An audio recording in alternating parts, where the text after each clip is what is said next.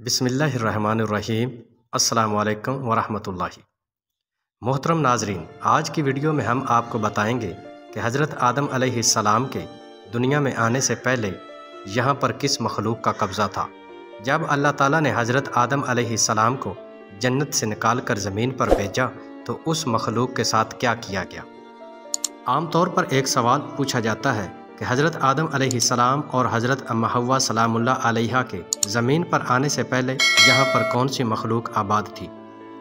اللہ تبارک و تعالی نے زمین و آسمان کی تخلیق کتنے دنوں میں کی تھی اور اس کائنات کے مرز وجود میں آنے کے بارے میں قرآن و سنت کی روشنی میں آپ کو مکمل تفصیلات سے آگاہ کریں گے۔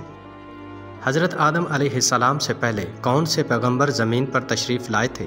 حضرت آدم علیہ السلام اور حضرت اماں حوا سلام اللہ علیہا کو زمین کے کس ٹکڑے پر اتارا گیا تھا اور کتنی دیر بعد ان دونوں کی آپس میں ملاقات ہوئی تھی؟ نیز اس کے علاوہ آپ کو یہ بھی بتائیں گے کہ حضرت آدم علیہ السلام کی تخلیق مٹی سے ہی کیوں کی گئی تھی اور یہ مٹی کہاں سے حاصل کی گئی تھی؟ حضرت آدم علیہ السلام نے زمین پر زندگی کیسے گزاری اور حضرت آدم علیہ السلام جنت سے اپنے ساتھ کون کون سی چیزیں لائے تھے؟ اس کے علاوہ حضرت آدم علیہ السلام کی وفات کیسے ہوئی اور زمین کے کس خطے پر حضرت آدم علیہ السلام کی قبر مبارک موجود ہے؟ محترم ناظرین، سب سے پہلے تو یہ جان لیجئے کہ حضرت آدم علیہ السلام کی تخلیق سے پہلے زمین پر شیطان کو پھینکا گیا تھا۔ اللہ تعالیٰ نے جب حضرت آدم علیہ السلام کی تخلیق فرمائی اور فرشتوں کو حکم دیا کہ حضرت آدم علیہ السلام کو سجدہ کریں تو سب فرشتوں نے اللہ تعالیٰ کے حکم کی پیروی کرتے ہوئے حضرت آدم علیہ السلام کو سجدہ کیا، مگر ابلیس یعنی شیطان نے انکار کر دیا تھا۔ اور اللہ تعالیٰ نے جب اس سے پوچھا کہ اے ابلیس، تو نے آدم علیہ السلام کو سجدہ کیوں نہ کیا؟ تو اس نے جواب دیا کہ آدم علیہ السلام کو مٹی سے پیدا کیا گیا ہے جبکہ مجھے آگ سے پیدا کیا گیا ہے، اس لیے میں اس سے بہتر ہوں اور میں سجدہ نہیں کروں گا۔ ابلیس کے اس انکار کی وجہ سے اللہ تعالیٰ نے اس کو جنت سے نکال دیا تھا۔ پہلے یہ فرشتوں کے ساتھ اللہ تعالیٰ کے ہاں یعنی جنت میں رہا کرتا تھا، مگر حکم عدولی کی سزا کی وجہ سے اس کو جنت سے باہر نکال پھینکا تھا اور اس کو زمین پر پھینک دیا گیا تھا۔ محترم ناظرین، روایات اور تاریخی کتابوں سے ہمیں اس بات کے شواہد بھی ملتے ہیں کہ شیطان نے زمین کے چپے چپے پر اللہ تعالیٰ کی عبادت کے لیے سجدے کیے تھے، مگر ایک سجدے کے انکار کی وجہ سے اللہ تعالیٰ نے اس کو بہت بڑی سزا دی تھی اور اس نے اللہ تعالیٰ سے روز آخرت یعنی قیامت کے دن تک کی مہلت مانگی تھی، جو کہ اللہ تعالیٰ نے اسے عطا کر دی تھی۔ اسی وجہ سے اور اسی مہلت کی وجہ سے آج شیطان اپنی ہٹ دھرمی اور ضد پر قائم ہے۔ ابلیس کا شمار جنات میں ہوتا ہے اور اللہ تعالیٰ نے اس کو آگ سے پیدا کیا تھا، اس لیے یہ قیاس کیا جاتا ہے کہ حضرت آدم علیہ السلام کی تخلیق سے پہلے دنیا پر جنات کی حکومت تھی اور یہاں پر اللہ تعالیٰ نے انسانوں سے پہلے جنات کو بھیجا تھا۔ جب جنات کا دنگا فساد ایک حد سے زیادہ بڑھ گیا تو اللہ تعالیٰ نے فرشتوں کی فوج کو زمین پر اتارا اور انہوں نے آ کر ان کا کلا کما کر دیا تھا۔ بچے کھچے جنات سمندروں اور جزیروں وغیرہ میں چھپ چھپا کر زندگی گزارنے لگے۔ سائنسدانوں اور آثار قدیمہ کے ماہرین کے مطابق انسانوں کی آبادی سے پہلے زمین پر ڈائناسورز اور اس طرح کی اور دیگر مخلوقات پائی جاتی تھیں۔ بعد میں جب اللہ تعالیٰ نے انسانوں کو زمین پر آباد کیا، ان کی آبادی بڑھنے کی وجہ سے ڈائناسورز اور اس طرح کی دوسری سپیشیز معدوم ہونے لگیں اور آہستہ آہستہ ان کے آثار اور باقیات بھی ختم ہو گئیں۔ کچھ ماہرین کا خیال ہے کہ انسانوں کی زمین پر آباد کاری سے پہلے یہ خلائی مخلوق کا مسکن تھا، یہاں پر خلائی مخلوقات وغیرہ رہتی تھیں۔ پیارے دوستو، قرآن مجید کی سورۃ ہود کی آیت نمبر 27 میں اللہ تعالیٰ نے فرمایا ہے کہ وہی تو ہے جس نے زمین و آسمان کو 6 دن میں پیدا فرمایا ہے اور اس سے پہلے اس کا عرش پانی پر تھا۔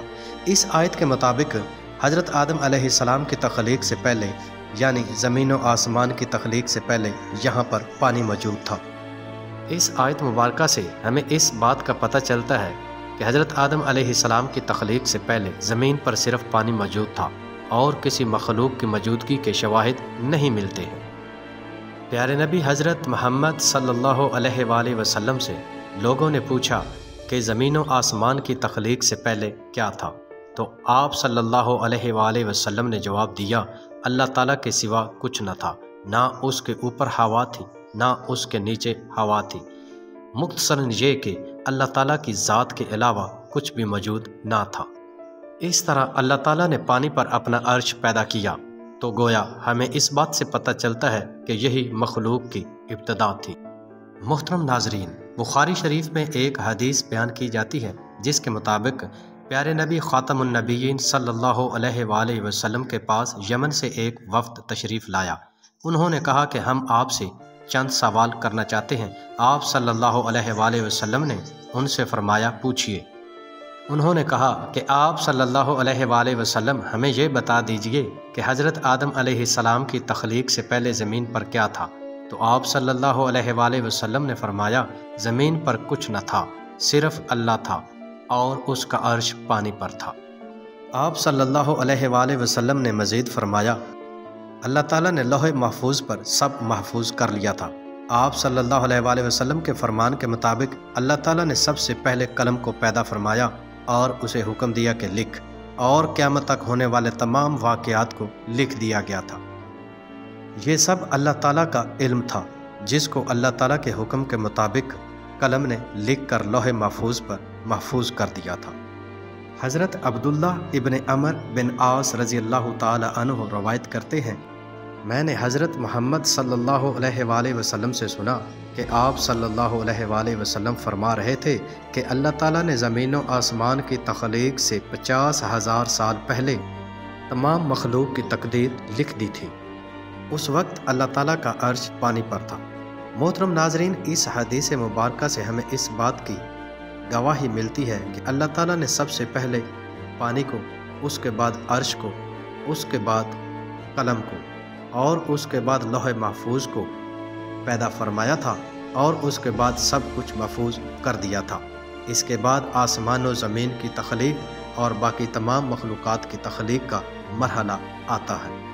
پیارے دوستو، حضرت ابو ہریرہ رضی اللہ تعالی عنہ ایک حدیث روایت کرتے ہیں کہ جب آپ صلی اللہ علیہ وآلہ وسلم سے دنیا کی مخلوق کی پیدا ہونے کی ترتیب کے بارے میں پوچھا گیا تو آپ صلی اللہ علیہ وآلہ وسلم نے میرا ہاتھ تھاما اور فرمایا کہ اللہ تعالیٰ نے جب زمین پیدا کی تو اس میں پیدا ہونے والی چیزوں کی ترتیب کچھ اس طرح سے تھی۔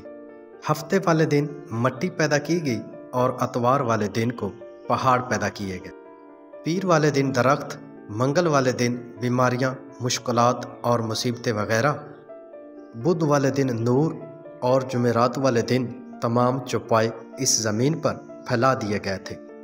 سید الایام یعنی جمعۃ المبارک والے دن اللہ تعالیٰ نے عصر اور رات کے درمیان حضرت آدم علیہ السلام کی تخلیق فرمائی۔ اس حدیث مبارکہ سے ہمیں دنیا میں موجود مخلوقات کی پیدا ہونے کی ترتیب کے بارے میں پتہ چلتا ہے۔ حضرت آدم علیہ السلام کو اللہ تعالیٰ نے جمعہ والے دن پیدا فرمایا اور آپ ابو البشر یعنی انسانوں کے باپ تھے۔ محترم ناظرین، قرآن مجید اور حدیث مبارکہ سے ہمیں اس بات کی تصدیق ہوتی ہے کہ حضرت آدم علیہ السلام کی تخلیق سے پہلے اللہ تعالیٰ جنات اور فرشتوں کی تخلیق فرما چکے تھے، جیسے کہ اللہ تعالیٰ قرآن مجید کی سورت حجر کی آیت نمبر 27 میں فرماتے ہیں، ہم نے جنات کو لو والی آگ سے پیدا فرمایا۔ جنات کی تخلیق کے بارے میں حضرت عبداللہ ابن عباس رضی اللہ تعالی عنہ فرماتے ہیں کہ میں نے حضور اکرم صلی اللہ علیہ وآلہ وسلم سے سنا کہ حضرت آدم علیہ السلام کی تخلیق سے 2000 سال پہلے اللہ تعالیٰ نے جنات کو پیدا فرمایا تھا اور وہ اس زمین پر آباد تھے۔ آہستہ آہستہ وہ فتنہ و فساد برپا کرنے لگے۔ جب انہوں نے خون خرابہ بہانا شروع کر دیا تو اللہ تعالیٰ نے ان کی طرف فرشتوں کا ایک عظیم لشکر بھیجا۔ اس طرح زمین پر فرشتوں اور جنات کے مابین شدید لڑائی ہوئی تھی۔ جنات فرشتوں سے بچنے کے لیے جزیروں، جنگلات اور سمندروں کی طرف چلے گئے تھے۔ اس طرح جنات کو زمین کے ہر حصے سے نکال دیا گیا تھا اور اسی دن سے ان کے رہنے کی جگہ جنگلات، جزیرے اور پہاڑ وغیرہ ہیں۔ محترم ناظرین، یہاں پر آپ کو حضرت آدم علیہ السلام کی تخلیق کے بارے میں بھی بتاتے چلیں کہ اللہ تعالیٰ نے ان کو مٹی سے ہی کیوں پیدا کیا تھا اور یہ مٹی کہاں سے لائی گئی تھی۔ اللہ تعالیٰ کی ذات نے حضرت آدم علیہ السلام کو بغیر ماں باپ کے پیدا فرمایا تھا۔ روایت میں آتا ہے کہ جب اللہ تعالیٰ نے حضرت آدم علیہ السلام کو بنانے کا ارادہ کیا تو حضرت اسرائیل علیہ السلام کو حکم دیا کہ زمین سے ایک مٹھی مٹی لے آئیں۔ اللہ تعالیٰ کے حکم کے مطابق حضرت اسرائیل علیہ السلام آسمانوں سے زمین پر تشریف لائے اور ایک مٹھی مٹی اٹھائی۔ جیسے ہی آپ نے ایک مٹھی مٹی اٹھائی تو زمین کی اوپر والی پرت چھلکے کی مانند اتر کر آپ کے ہاتھ میں آ گئی تھی۔ حضرت اسرائیل علیہ السلام کی مٹھی میں جمع ہونے والی مٹی میں مٹی کی تمام اقسام کی کیفیات شامل تھیں، یعنی رنگ کے لحاظ سے سرخ و سفید، سیاہ، زرد وغیرہ، اور کیفیت کے لحاظ سے نرم و ملائم، سخت اور ریتلی مٹی شامل تھی۔ پھر اس مٹی کو مختلف اقسام کے پانیوں سے گوندا گیا اور ایک مدت تک گوندنے کا عمل جاری رہا، جس کے بعد یہ مٹی گارے کی شکل اختیار کر گئی اور اس کے بعد اس کو خشک کر دیا گیا۔ اس کے بعد یہ کھنکھناتی ہوئی اور بجتی ہوئی مٹی کی شکل میں آ گئی تھی۔ پھر اسی مٹی سے اللہ تبارک و تعالی نے حضرت آدم علیہ السلام کا پتلا بنایا اور اس پتلے کو بنا کر جنت کے دروازے پر رکھ دیا تھا۔ فرشتے اس پتلے کو بڑے تعجب سے دیکھا کرتے تھے، کیونکہ انہوں نے ایسی شکل و صورت والی پہلے کوئی مخلوق نہ دیکھی تھی۔ اس کے بعد اللہ تبارک و تعالی نے روح کو حکم دیا کہ آپ کے پتلے میں داخل ہو جا، تو اس طرح روح آپ علیہ السلام کے پتلے میں داخل ہوئی۔ جب روح آپ کے نتنوں تک پہنچی تو آپ علیہ السلام کو چھینک آئی، اور اس طرح جیسے ہی روح آپ کی زبان مبارک تک پہنچی تو آپ علیہ السلام نے کہا الحمدللہ، جس کے جواب میں اللہ تعالیٰ نے کہا یرحمک اللہ، یعنی اللہ تعالیٰ تم پر رحم فرمائے۔ اس کے بعد آہستہ آہستہ روح آپ علیہ السلام کے پورے بدن مبارک میں داخل ہو گئی، اور اس کے بعد آپ علیہ السلام اٹھ کھڑے ہوئے۔ اللہ تعالیٰ نے حضرت آدم علیہ السلام کو 4 خصوصی شرف عطا کیے تھے۔ ان میں سے نمبر 1، حضرت آدم علیہ السلام کو اللہ تعالیٰ نے خود اپنے ہاتھوں سے بنایا تھا۔ یہاں ہاتھوں سے مراد اللہ تعالیٰ کی خود نگاہ کرم۔ نمبر 2، بنانے کے بعد اس میں روح پھونکی۔ نمبر 3، پھر فرشتوں کو حکم دیا کہ حضرت آدم علیہ السلام کو سجدہ کریں۔ نمبر 4، اللہ تعالیٰ نے حضرت آدم علیہ السلام کو مخصوص اشیاء کے نام سکھائے تھے جو کہ فرشتوں کو معلوم نہ تھے، جس کی وجہ سے اللہ تعالیٰ نے فرشتوں سے کہا تھا کہ جو کچھ میں جانتا ہوں تم نہیں جانتے ہو۔ پیارے دوستو، ہمیں اسلامی تاریخ اور مختلف مذاہب کی کتابوں سے اس بات کا پتہ چلتا ہے کہ شیطان جنات میں سے تھا، اور اللہ تعالیٰ نے اس کو یہ بتایا ہوا تھا کہ اس کو آگ سے پیدا کیا ہوا ہے، کیونکہ جب حضرت آدم علیہ السلام کو اللہ تعالیٰ نے شیطان کو حکم دیا کہ اس کو سجدہ کریں تو اس نے انکار کر دیا تھا، کیونکہ اس کو اللہ تعالیٰ نے آگ سے بنایا تھا، اس لیے اس نے اللہ تعالیٰ سے کہا تھا کہ مجھے آگ سے بنایا گیا ہے اور میں اس سے افضل ہوں، یعنی اس نے تکبر کیا تھا۔ کہا جاتا ہے کہ شیطان جنات میں سے تھا اور اس نے اس زمین کے چپے چپے پر اللہ تعالیٰ کی عبادت کے لیے سجدے کیے تھے۔ اس کی محنت اور ریاضت کو دیکھتے ہوئے اللہ تعالیٰ نے اس کو فرشتوں میں شامل کر لیا تھا، مگر اس کا اصل یعنی آگ ہی تھی۔ اللہ تعالیٰ کے ایک حکم عدولی کی وجہ سے اللہ تعالیٰ نے اس کو ہمیشہ ہمیشہ کے لیے لعین یعنی لعنتی قرار دے دیا تھا، اور اس نے اللہ تعالیٰ سے ایک مقررہ وقت تک مہلت مانگ رکھی تھی۔ محترم ناظرین، شیطان کے حضرت آدم علیہ السلام کو سجدہ کرنے کے انکار کے ساتھ ہی خیر اور شر کا کام شروع ہو گیا۔ اس سے پہلے صرف اور صرف خیر ہی تھی۔ اللہ تعالیٰ نے فرشتوں کو پیدا کر لیا تھا، اس کے ساتھ شیطان بھی پیدا ہو چکا تھا، اور یہ اللہ تعالیٰ کی عبادت میں محنت اور ریاضت کر رہے تھے۔ جب اللہ تعالیٰ نے فرشتوں کو حکم دیا کہ حضرت آدم علیہ السلام کو سجدہ کریں تو اللہ تعالیٰ کے حکم کی پیروی کرتے ہوئے تمام فرشتے سجدے میں گر پڑے، مگر شیطان یعنی ابلیس نے غرور اور گھمنڈ کیا۔ یہ اپنے آپ کو حضرت آدم علیہ السلام سے افضل سمجھتا تھا، اس لیے غرور اور تکبر میں آ کر اس نے سجدہ کرنے سے انکار کر دیا۔ تب سے اللہ تعالیٰ نے اس کو لعین یعنی لعنتی قرار دے دیا تھا، اور اس نے غصے میں آ کر حضرت آدم علیہ السلام کے پتلے پر تھوک دیا تھا۔ کہتے ہیں کہ وہ تھوک حضرت آدم علیہ السلام کی ناف پر گری تھی۔ جب حقارت کی وجہ سے شیطان نے حضرت آدم علیہ السلام کے پتلے پر تھوک دیا تھا تو اللہ تعالیٰ نے حضرت جبرائیل علیہ السلام کو حکم دیا کہ جس جگہ پر تھوکا گیا وہاں سے مٹی نکال لی جائے۔ حضرت جبرائیل علیہ السلام نے اللہ تعالیٰ کے حکم کی پیروی کرتے ہوئے پتلے کی اس جگہ سے جس جگہ پر تھوکا گیا تھا مٹی نکال لی۔ آج بھی یہ نشان ہمارے پیٹ پر ناف کی شکل میں موجود ہے۔ کہا جاتا ہے کہ اس جگہ سے نکالی جانے والی مٹی سے کتے کو تخلیق کیا گیا تھا۔ جب حضرت اماں حوا سلام اللہ علیہا اور حضرت آدم علیہ السلام شیطان کے بہکاوے میں آ چکے تھے اور سزا کے طور پر اللہ تعالیٰ نے ان دونوں کو زمین پر بھیج دیا تھا، تو تب کہتے ہیں کہ حضرت آدم علیہ السلام اور حضرت اماں حوا سلام اللہ علیہا کو درندوں سے خطرہ رہتا تھا۔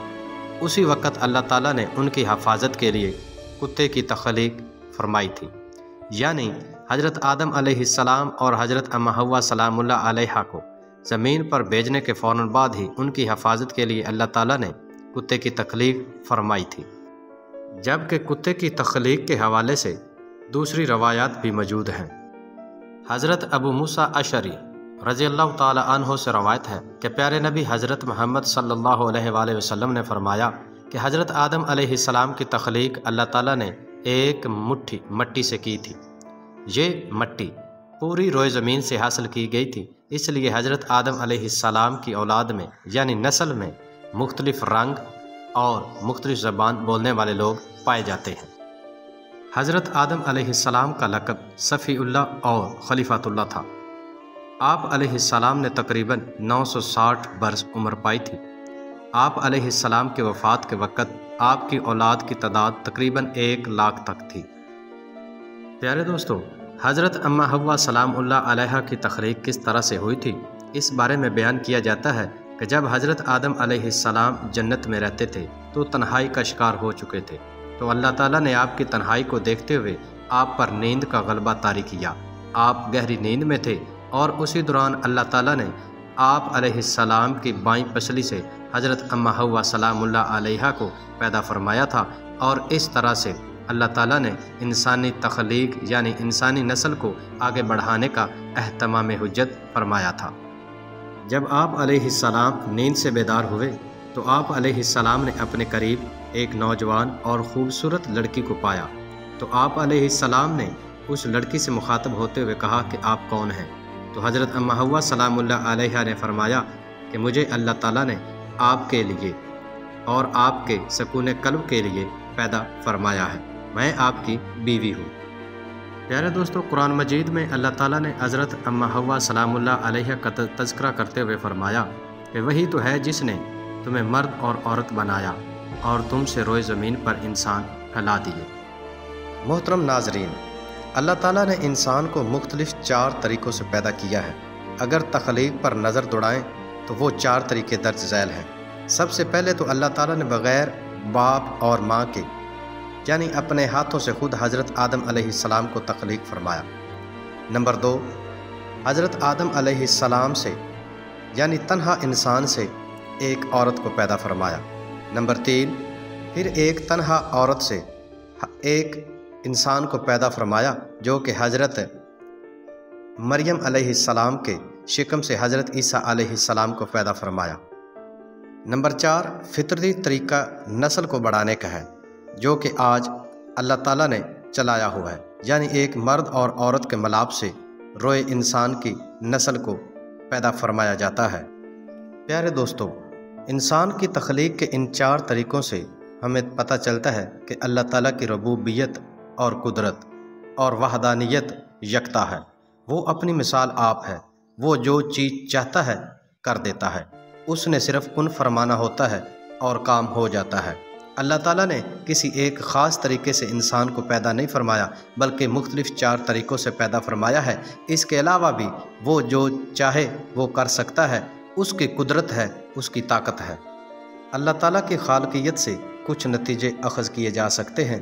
ممکن تھا کہ اگر تنہا مرد ہوتے اور وہ سمجھتے کہ اللہ تعالیٰ ہم سے کیسے اور انسانوں کو پیدا کر سکتا ہے، یا یہ بھی ممکن تھا کہ عورتیں تنہا یہ سوچتیں کہ ہم سے انسانوں کی نسل کیسے پیدا ہو سکتی ہے، مگر اللہ تعالیٰ نے انسانوں کو 4 طریقوں سے تخلیق فرما کر انسان کے ذہن میں پیدا ہونے والے ان تمام سوالات کے جوابات دے دیے ہیں کہ میں ہی خالق ہوں اور میں ہی رب ہوں، میں قدرت والا ہوں، طاقت والا ہوں، میں جو چاہوں کر سکتا ہوں، میں یکتا ہوں، میں ایک ہوں، میرے سوا کوئی اور موجود نہ ہے۔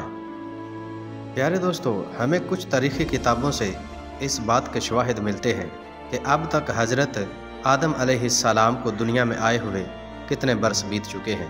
اس بارے میں حتمی دلائل تو نہیں دیے جا سکتے، لیکن کچھ اندازہ ضرور لگایا جا سکتا ہے۔ حضرت آدم علیہ السلام سے حضرت نوح علیہ السلام تک تقریباً 1200 سال کا عرصہ تھا۔ حضرت نوح علیہ السلام سے حضرت ابراہیم علیہ السلام کی ولادت تک تقریباً 1142 سال بیان کیے جاتے ہیں۔ حضرت ابراہیم علیہ السلام سے حضرت موسیٰ علیہ السلام تک 560 برس اور حضرت موسیٰ علیہ السلام سے حضرت عیسیٰ علیہ السلام تک تقریباً 1350 برس کا فاصلہ بتایا جاتا ہے، جبکہ حضرت عیسیٰ علیہ السلام سے ہمارے نبی آخر الزمان حضرت محمد خاتم النبیین صلی اللہ علیہ وآلہ وسلم تک تقریباً 580 برس کا فاصلہ بتایا جاتا ہے۔ پیارے دوستو، کچھ انبیاء کرام علیہ السلام کی عمر مبارک کچھ اس طرح سے بیان کی جاتی ہیں۔ حضرت آدم علیہ السلام نے 960 برس عمر پائی، جبکہ حضرت نوح علیہ السلام 950 سال تک زندہ رہے۔ حضرت ابراہیم علیہ السلام کی عمر مبارک 200 سال تھی۔ حضرت داؤد علیہ السلام کی عمر مبارک 100 سال تھی۔ حضرت عیسیٰ علیہ السلام تقریباً 33 برس اور ہمارے پیارے نبی خاتم النبیین صلی اللہ علیہ وآلہ وسلم کی عمر مبارک 63 برس تھی۔ پیارے دوستو، اس حساب سے حضرت آدم علیہ السلام سے آج تک تقریباً 9200 سال تک کا عرصہ بیت چکا ہے۔ اس حساب سے حضرت آدم علیہ السلام سے لے کر ہمارے پیارے نبی حضرت محمد صلی اللہ علیہ وآلہ وسلم تک کا درمیانی جو فاصلہ ہے وہ تقریباً 6235 سال کا بنتا ہے۔ یہ ہم ایک اندازے کے حساب سے بتا رہے ہیں، اس بارے میں حتمی کوئی نتیجہ اخذ نہیں کیا جا سکتا، بلکہ واللہ عالم۔ حضرت آدم علیہ السلام کو جنت سے نکالے جانے کے بعد دنیا کے کس حصے میں اتارا گیا تھا، اس بارے میں بتایا جاتا ہے کہ آپ علیہ السلام کو مکہ اور طائف کے درمیان وادی دجنہ میں اتارا گیا تھا۔ جب حضرت آدم علیہ السلام اور حضرت اماں حوا سلام اللہ علیہا کو جنت سے نکالنے کا وقت آیا تو حضرت آدم علیہ السلام نے حضرت اماں حوا سلام اللہ علیہا کا ہاتھ تھام کر کہا کہ اب غربت اور افسلاس کا وقت آن پہنچا ہے۔ اسی وقت حضرت جبرائیل علیہ السلام تشریف لے آئے اور انہوں نے آ کر کہا کہ آپ کا زمین پر جانے کا وقت آ چکا ہے اور اللہ تعالیٰ کے حکم کے مطابق آپ دونوں کو الگ الگ حصوں پر اتارا جائے گا۔ تب حضرت آدم علیہ السلام نے حضرت اماں حوا سلام اللہ علیہا کا ہاتھ چھوڑ دیا تھا۔ کچھ تاریخی کتب سے ہمیں پتہ چلتا ہے کہ حضرت آدم علیہ السلام کو ملک سری لنکا میں اتارا گیا، جبکہ حضرت اماں حوا کو موجودہ سعودی عرب کے شہر جدہ کے قریب اتارا گیا تھا، لیکن بعض اور کتب سے پتہ چلتا ہے کہ حضرت آدم علیہ السلام کو صفا کی پہاڑی پر اتارا گیا تھا۔ سری لنکا اور جدہ کے درمیان فاصلہ تقریباً 2100 کلومیٹر بنتا ہے۔ حضرت آدم علیہ السلام کی جنت میں زبان مبارک عربی تھی اور آپ علیہ السلام وہاں عربی بولتے تھے، لیکن سزا کے طور پر اللہ تعالیٰ نے عربی کو آپ کے ذہن سے نکال دیا تھا۔ اس کے علاوہ آپ علیہ السلام کو سریانی زبان سکھا دی گئی تھی۔ حضرت آدم علیہ السلام اور حضرت اماں حوا سلام اللہ علیہا کے جنت سے نکالے جانے سے پہلے شیطان کو وہاں سے نکال دیا گیا تھا، اور اس وقت وہ زمین پر یعنی حضرت آدم علیہ السلام اور حضرت اماں حوا سلام اللہ علیہا کے زمین پر اتارے جانے سے پہلے شیطان کو زمین پر بھیج دیا گیا تھا۔ پیارے دوستو، اگر تاریخی اعتبار سے دیکھا جائے تو جزیرہ ہندوستان میں موجود پائی جانے والی سرندیپ نامی پہاڑی، جو کہ آج کل سری لنکا کے حصے میں آئی ہے، اس پر حضرت آدم علیہ السلام کے پاؤں کے نقش مبارک پائے جاتے ہیں، اور اسی حساب سے اس پہاڑی کو حضرت آدم علیہ السلام کی اتارے جانے سے منسوب کیا جاتا ہے۔ یہ آج کل موجودہ سری لنکا میں پائی جاتی ہے۔ اسی حساب سے اس پہاڑ کو کوہ آدم یا آدم کی چوٹی کے نام سے جانا جاتا ہے۔ یہ پہاڑ سری لنکا کے دارالحکومت کولمبو سے تقریباً 221 किलोमीटर के फासले पर मौजूद है। ये श्रीलंका की दूसरी बुलंद तरीन चोटी है, जिसकी ऊंचाई तकरीबन 7,500 मीटर के करीब बताई जाती है। कोहे आदम पर चढ़ने के लिए तकरीबन 4 घंटे से ज़ायद का वक्त दरकार है। श्रीलंका की हुकूमत ने इस नक्श को महफूज कर रखा है और ज़ायरीन यहाँ पर बुद्ध मत के रस्म व रवाज के मुताबिक आते हैं और इस नक्श की ज़ियारत करते हैं। इस नक्श की लंबाई तकरीबन 5 फुट और चौड़ाई 2 फुट के करीब बताई जाती है, जहाँ पर ज़ायरीन के ज़ियारत करने के अमल का तांता बंधा रहता है। माहिरीन आसार कदीमा के मुताबिक पाँव की लंबाई और चौड़ाई से उस इंसान के कद का अंदाज़ा तकरीबन 35 फुट लगाया गया है। बुद्ध मत के ज़्यादातर ज़ायरीन तलुए आफ्ताब यानी फजर और मगरब के वक़्त ज़ायरीन के लिए अक्सर आते हैं और साधु साधु के नाम से पुकारते हैं, जबकि मुसलमानों के नज़दीक ये नक्श मुबारक हज़रत आदम अलैहिस्सलाम से मंसूब है। मुख्तलिफ़ मज़ाहब के ज़ायरीन यहाँ पर ज़ियारत के लिए आते हैं और अपने अपने अकायद के मुताबिक इबादत का एहतमाम करते हैं। बुद्ध मत के पैरोकारों का मानना है कि ये नक्श बुद्धा का है, जबकि हिंदुओं की अक्सरियत का कहना है कि ये उनके नज़दीक शिव जी का पाँव है, जबकि मुसलमानों के मुताबिक ये पाँव का नक्श हज़रत आदम अलैहिस्सलाम का है। अप्रैल के महीने में बुद्ध मत के पैरोकार के ज़ायरीन का इस जगह पर ज़्यादा रश होता है।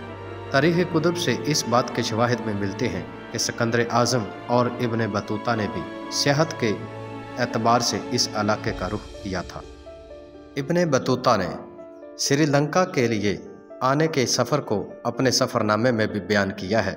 इस सफ़र का अहवाल बताते हुए इब्न बतूता लिखते हैं कि मैंने सैलान यानी उस वक़्त के श्रीलंका के महाराजा से इस नक्श मुबारक की ज़ियारत के लिए कहा, तो महाराजा ने मेरे लिए डोले और 4 जोगियों का एहतमाम किया, जो रास्ते से अच्छी तरह से वाकिफ़ थे।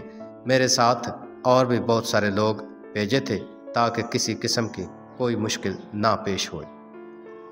इब्न बतूता इस सफ़रनामे का अहवाल बयान करते हुए मज़ीद लिखते हैं कि इस नक्श मुबारक को देखने के लिए चीन के ज़ायरीन भी आते हैं और चीन के ज़ायरीन ने ही इस नक्श मुबारक से अंगूठे के निशान का पत्थर तोड़ दिया था और उसको ले जाकर चीन के शहर जैतून के एक मंदिर में रख दिया था।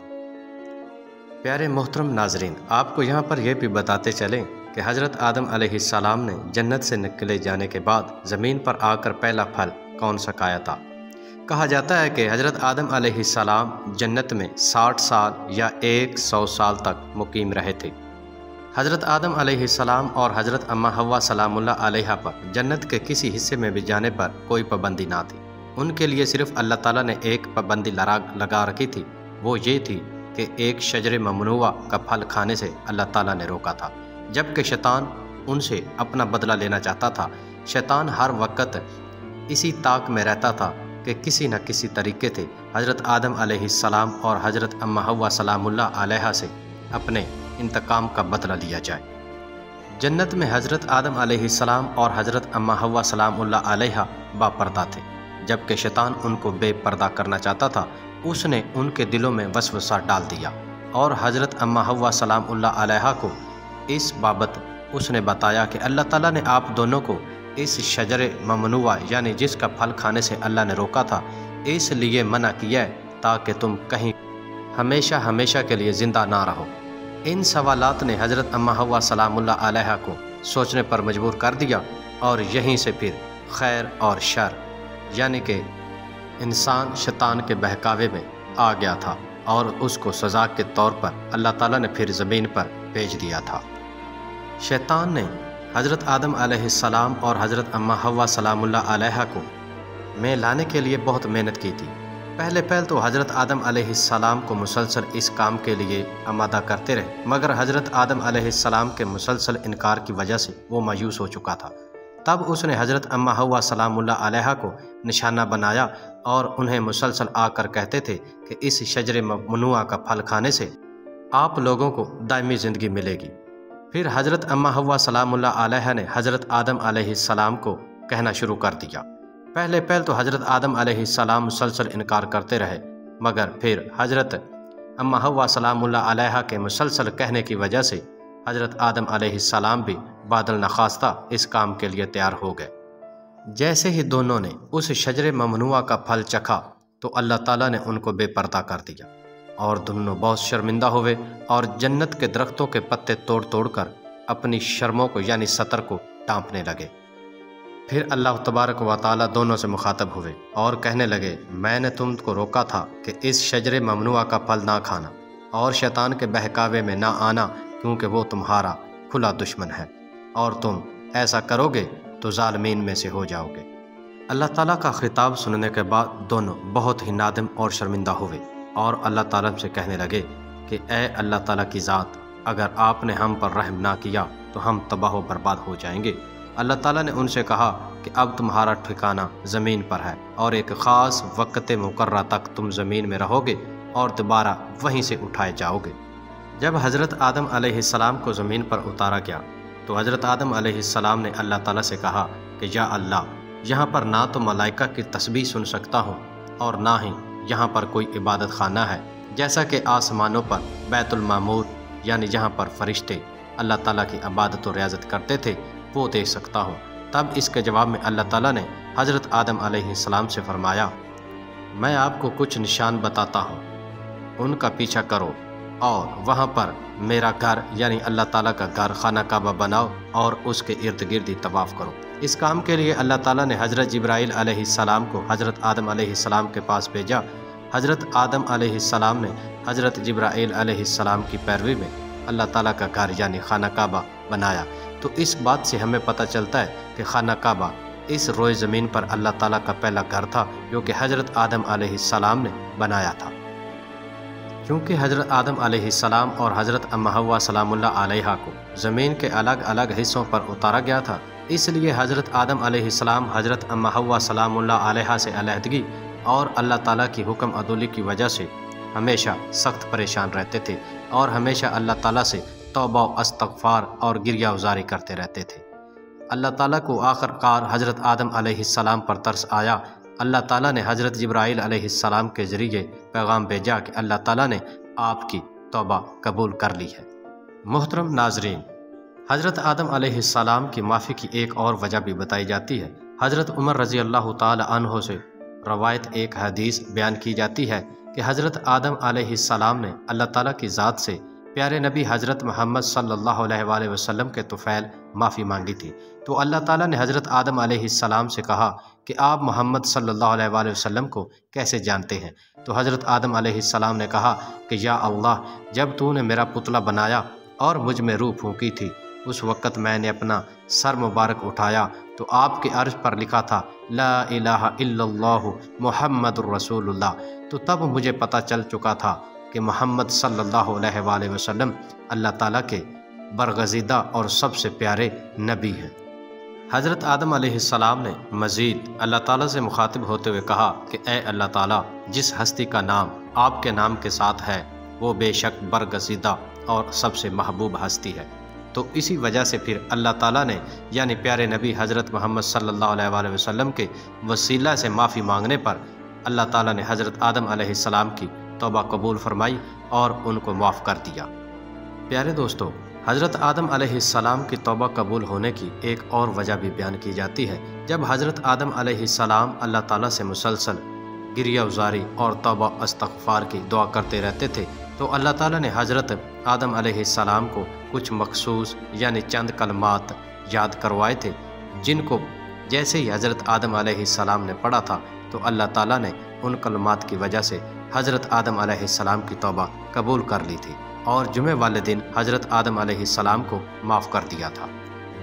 जैसे ही अल्लाह ताला ने हज़रत जिब्राईल अलैहिस्सलाम के ज़रिए हज़रत आदम अलैहिस्सलाम तक पैगाम भेजा कि मैंने आपकी तौबा कबूल कर ली है, तो हज़रत आदम अलैहिस्सलाम खुशी से अल्लाह ताला के हज़ूर सर्वसजुद हो गए और फिर हज़रत जिब्राईल अलैहिस्सलाम आप अलैहिस्सलाम को लेकर मक्का में आए और वहाँ आकर उन्होंने हज़रत आदम अलैहिस्सलाम से खाना काबा की बुनियाद रखवाई और हज़रत आदम अलैहिस्सलाम ने अपने हाथों से हजर अस्वद को खाना काबा की दीवार में नस्ब किया था।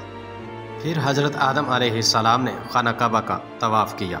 उसके बाद हज़रत जिब्राइल अलैहिस्सलाम हज़रत आदम अलैहिस्सलाम को जबल अरफात पर लेकर गए थे, जहाँ पर हज़रत अम्मा हव्वा सलामुल्लाह अलैहा पहले से मुकीम थी।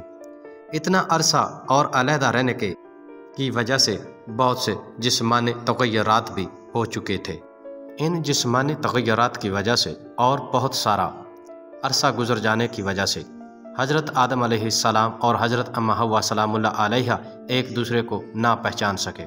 तो तब हज़रत जिब्राइल अलैहिस्सलाम ने दोनों से एक दूसरे का तारफ़ करवाया और इस तरह से हज़रत अम्मा हव्वा सलामुल्लाह अलैहा और हज़रत आदम अलैहिस्सलाम की जन्नत से निकाले जाने के बाद ज़मीन पर उतरने पर उनकी पहली मुलाकात हुई थी। प्यारे दोस्तों, आपको यहाँ पर खाना काबा की मुख्तसर तामीर का किस्सा भी बनाते चलें। तूफ़ान नूह से पहले तक ये इमारत बिल्कुल वैसी ही रही। तूफ़ान नूह के वक़्त अल्लाह ताला ने इस इमारत को ऊपर उठा लिया और इसकी जगह पर एक ऊंचा टीला खड़ा हो गया। इसके बाद खाना काबा की दोबारा तामीर हज़रत इब्राहीम अलैहिस्सलाम ने अल्लाह ताला के हुक्म से की थी। उस वक़्त तकरीबन इस इमारत के तमाम निशानात ख़त्म हो चुके थे। अल्लाह ताला ने एक बादल के टुकड़े के ज़रिए इमारत की बुनियादों की निशानदही की। हज़रत जिब्राइल अलैहिस्सलाम ने उस बादल के टुकड़े से ख़त खींचे और हज़रत इब्राहीम अलैहिस्सलाम ने उन ख़तूत पर बुनियादें खोदना शुरू कर दी। तो हज़रत आदम अलैहिस्सलाम के ज़माने की बुनियादें नज़र आना शुरू हो गई। उसके ऊपर हज़रत इब्राहीम अलैहिस्सलाम और आपके बेटे हज़रत इस्माइल अलैहिस्सलाम ने खाना काबा की आज सरे नौ तामीर की।